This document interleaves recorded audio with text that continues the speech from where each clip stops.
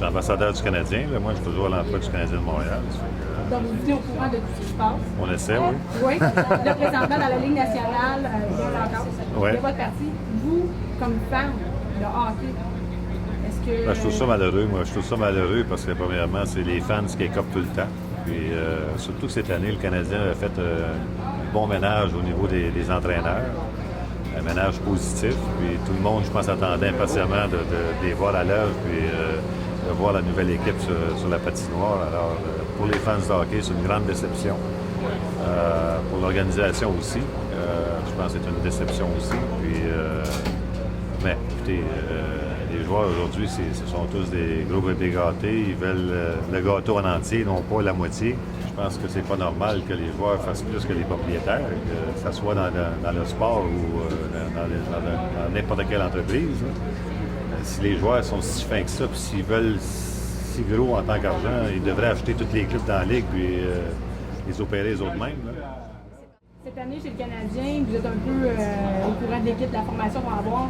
Pour les fans des Canadiens, qu'est-ce qu'on devrait regarder cette année? À quoi qu'on devrait s'attendre? Qui qu'on devrait surveiller? Ça va dépendre des échanges qu'il va y avoir. Je pense que l'organisation peut éventuellement amener peut-être plus de francophones, mais ça ne sera pas du jour au lendemain.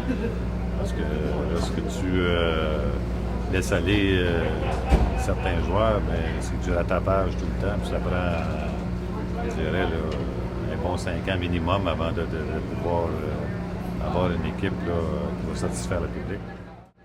Vous qui avez joué pour les deux équipes du Québec, les Canadiens comme les Nordiques, on a dernièrement beaucoup d'informations qui nous proviennent qu'à Québec, bon, il va y avoir le Colisée, le nouveau Colisée qui va se construire, peut-être éventuellement une nouvelle équipe. Vous, comment vous vivez ça? Moi, je pense que c'est un must, là. Ça doit arriver, puis ça va être bon pour la Ligue nationale, ça va être bon pour la compétition qui existait entre Montréal et Québec. La Ligue nationale a besoin de cette compétition-là. Et ça va peut-être réveiller le Canadien un peu. Oui, bien, je pense que oui, la rivalité peut juste amener les équipes... Non, des deux côtés aussi. C'est une question de fierté. Puis les gens de Québec sont des gens très fiers, puis très compétitifs. Alors, Même ça fait des années que les Nordiques sont qualifiés, on s'entend qu'il y en a des irréductibles qui vont toujours rester attachés à leur club, hein, qui n'ont pas changé de bord. Il y en a qui ont décidé de changer de bord, il y en a d'autres qui... Oui, bien ça, c'est une question de temps. Ouais. C'est temporaire. OK, c'est bon.